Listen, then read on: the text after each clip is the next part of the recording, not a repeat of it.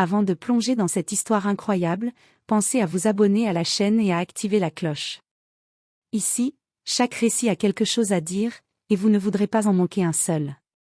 Le soleil frappait fort sur le stand de tir de Manhattan ce matin-là, illuminant les armes brillantes et les cibles immobiles.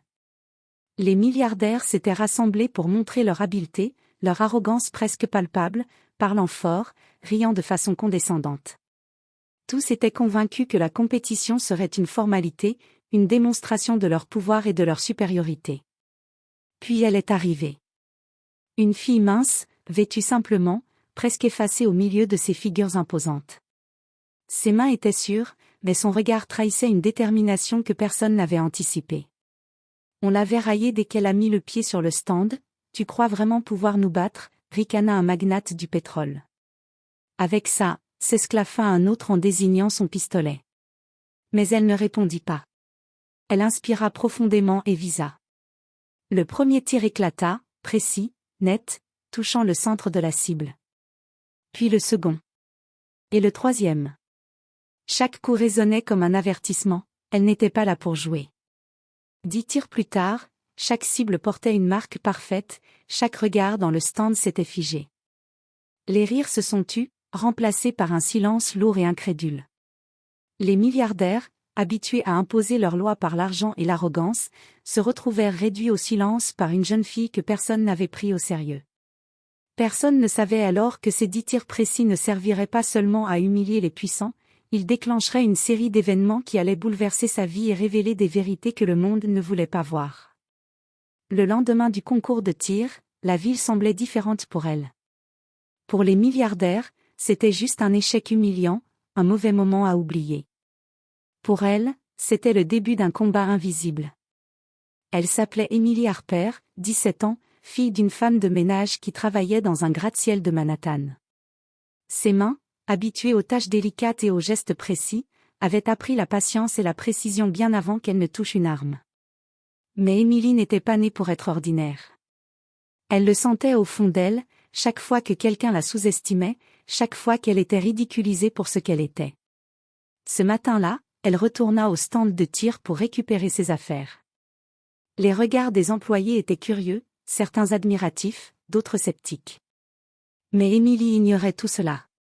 Elle pensait à ses 10 tirs, à la façon dont chaque balle avait mis fin au rire des riches, comment un simple geste avait ébranlé leur arrogance. Soudain, un homme en costume sombre s'approcha. Son badge brillait au soleil, FBI spécial agent Jonathan Pryce. « Emily Harper ?» demanda-t-il, sa voix ferme mais calme. Emily sursauta. Elle ne s'attendait pas à être remarquée par qui que ce soit d'autre que les milliardaires qu'elle venait d'humilier. « Oui, c'est moi », répondit-elle, le cœur battant. « Félicitations pour vos tirs hier », dit l'agent Pryce. Mais ce n'était pas seulement un concours. Ces cibles, elles avaient une signification particulière. « Nous avons besoin de votre aide. » Emily cligna des yeux. Elle n'avait jamais voulu se retrouver dans ce genre d'histoire.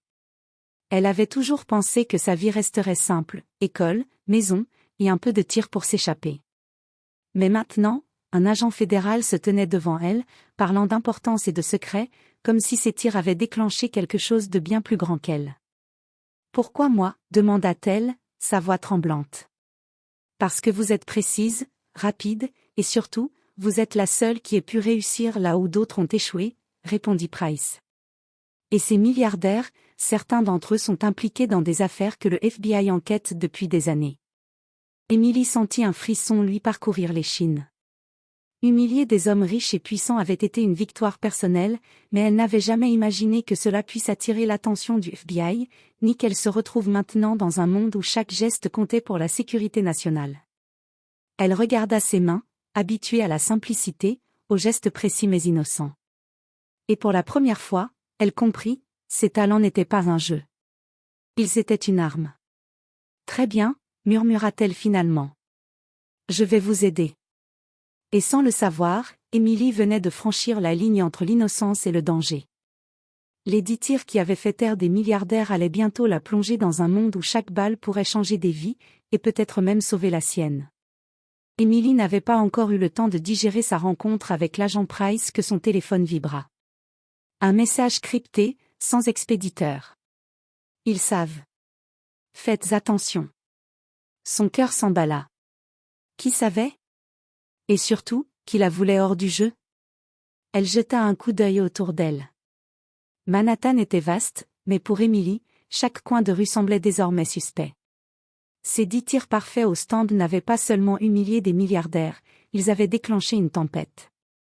L'agent Price l'attendait dans une voiture noire devant le stand. « Montez », dit-il simplement. Elle obéit, consciente que chaque seconde pouvait compter. À l'intérieur, Price sortit un dossier. Des photos, des noms, des comptes bancaires et des transactions douteuses. Parmi les visages, ceux des milliardaires qu'elle avait humiliés hier. Mais ce n'étaient pas les seuls. Des hommes vêtus de costumes, portant des montres hors de prix et des regards froids, semblaient orchestrer quelque chose de plus grand, quelque chose qui dépassait la simple richesse. « Vous voyez ces gens » dit Price. « Ils sont impliqués dans un réseau criminel international. » « Et vos tirs ?» Il marqua une pause. « Ils ont touché la cible symbolique, mais vous avez aussi attiré leur attention sur vous. » Emily sentit un frisson lui parcourir l'échine. Elle avait cru que son seul défi était de prouver sa valeur au stand de tir, pas de devenir une cible réelle. « Qu'est-ce que je dois faire ?» demanda-t-elle, essayant de garder son calme. « Nous avons besoin de votre précision, » répondit Price. « Vous êtes notre meilleure chance pour pénétrer leur réseau sans déclencher l'alarme. » Quelques heures plus tard, Emily se retrouva dans un centre d'entraînement secret. Des armes de toutes sortes, des cibles mouvantes et des simulations de haute technologie l'attendaient. Price lui présenta un instructeur, Mason Kane, un ancien sniper de l'armée, réputé pour ses méthodes strictes et impitoyables. « Vous avez 10 tirs parfaits, » dit Kane en la scrutant. « Mais ici, ce ne sont pas des cibles de papier. Ici, chaque tir compte pour la vie de quelqu'un, et chaque erreur peut être fatale. » Emily respira profondément et leva les yeux vers les cibles virtuelles. Chaque mouvement, chaque réflexe, chaque décision devait être précis. La pression était immense, mais elle sentit quelque chose qu'elle n'avait jamais ressenti auparavant, une force intérieure. Pendant des heures, elle s'entraîna. Tir après tir, mouvement après mouvement, elle devint plus rapide, plus précise, plus impitoyable envers ses propres erreurs. Le monde extérieur semblait loin, insignifiant. Tout ce qui comptait, c'était de perfectionner ses compétences avant que ses ennemis ne découvrent sa vraie valeur. À la fin de la journée, Kane hocha la tête. « Vous êtes prête. Mais rappelez-vous ceci, les vraies cibles ne sont pas celles que vous voyez. Elles sont invisibles, imprévisibles, et elles veulent vous détruire. » Emily regarda les cibles devant elle et pensa à ces milliardaires arrogants.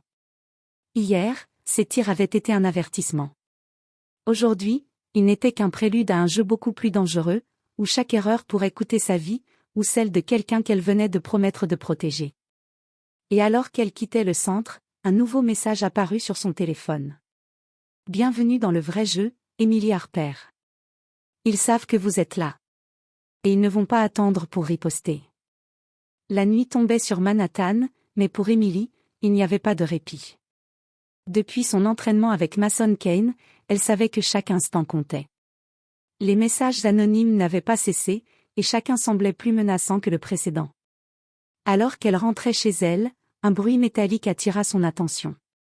Un paquet, soigneusement posé devant la porte de l'appartement de sa mère. Son cœur s'accéléra. Emily s'agenouilla, inspecta le colis, et son intuition fut confirmée, ce n'était pas un simple cadeau.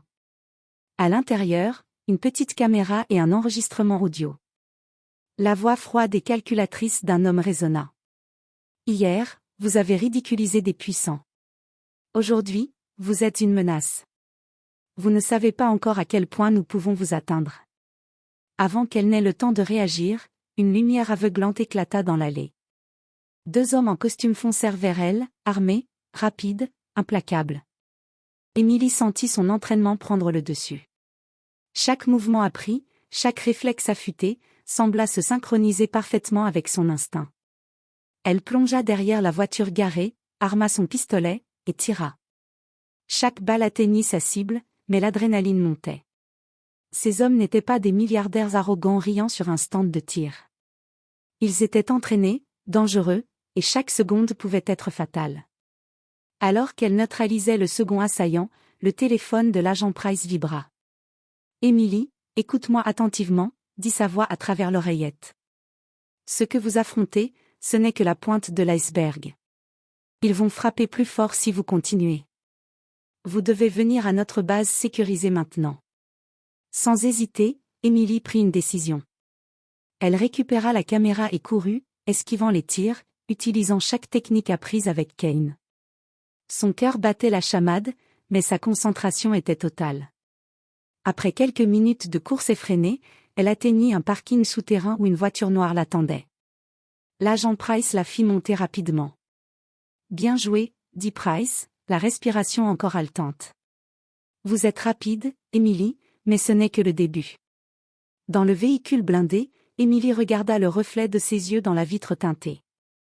La fille qui avait été moquée, ignorée, sous-estimée au stand de tir n'existait plus. À sa place, il y avait une combattante, une tireuse, une stratège. Elle savait que chaque choix qu'elle ferait maintenant aurait des conséquences irréversibles. À peine arrivée à la base, un nouveau message crypté apparut sur son téléphone. « Vous avez survécu à la première attaque. Félicitations. Mais pouvez-vous survivre au reste ?» Emily sentit un frisson lui parcourir l'échine. Les milliards et leur réseau ne jouaient pas pour l'honneur. Ils jouaient pour le contrôle. Et elle venait d'entrer dans un jeu dont l'enjeu était la vie elle-même. Elle serra les poings, regarda l'agent Price et dit avec détermination. « Quoi qu'il arrive, je ne reculerai pas. » Price hocha la tête, impressionné. « Bien. Parce que la prochaine mission sera bien plus dangereuse, et vous devrez faire face à des ennemis que vous n'avez même pas encore vus. » La base du FBI était plongée dans l'obscurité, éclairée uniquement par les écrans et les lumières d'urgence. Emily observait les cartes, les schémas et les fichiers qui défilaient devant elle. Chaque chiffre, chaque visage sur ces écrans représentait un danger, mais aussi une opportunité.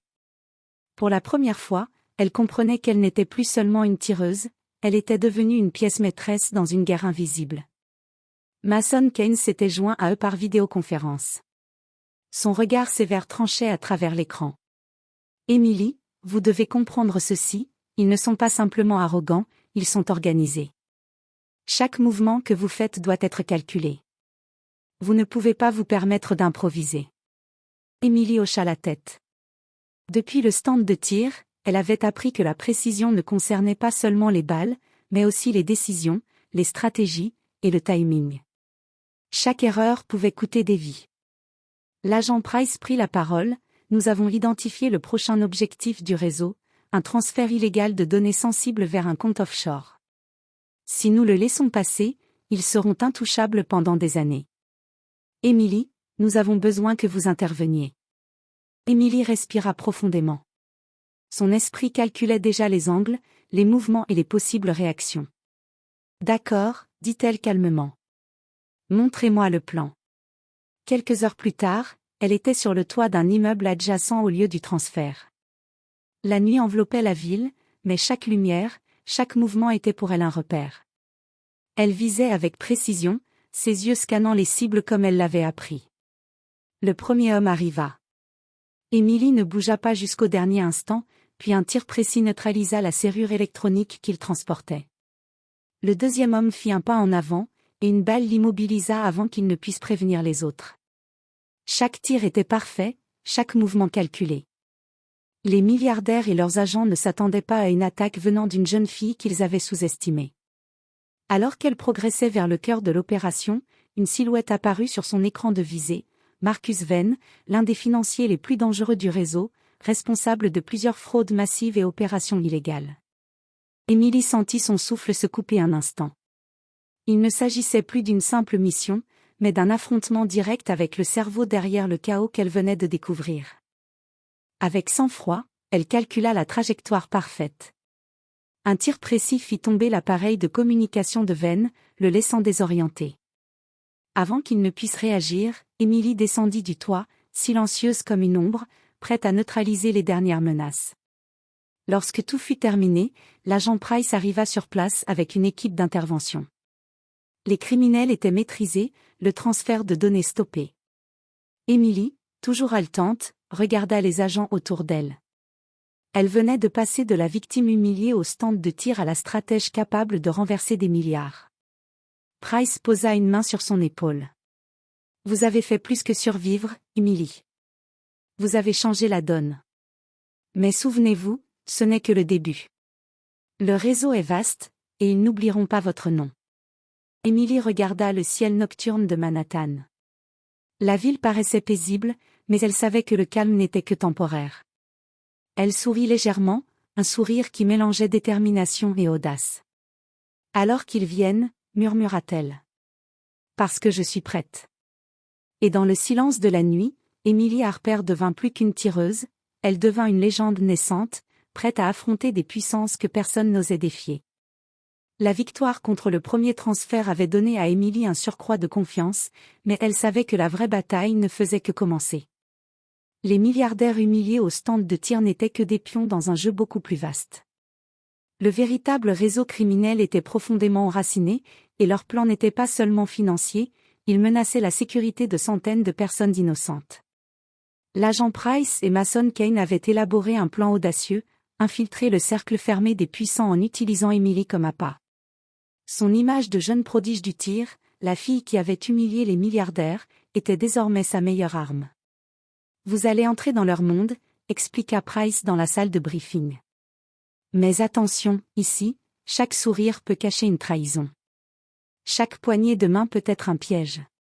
Emily hocha la tête, le visage ferme. Je comprends. Mais je ne reculerai pas. Quelques jours plus tard, elle se retrouva dans une salle de gala somptueuse, sous les lumières étincelantes et entourée des hommes et femmes les plus puissants de Manhattan. Les visages étaient familiers, les milliardaires qu'elle avait humiliés, leurs associés, et Marcus Venn, toujours avec ce sourire calculateur. Tous la regardaient, curieux, certains encore irrités par sa victoire au stand de tir. Emily savait que chaque mot qu'elle prononcerait, chaque geste qu'elle ferait, serait scruté. Mais elle n'était plus la jeune fille timide et moquée, elle était une stratège.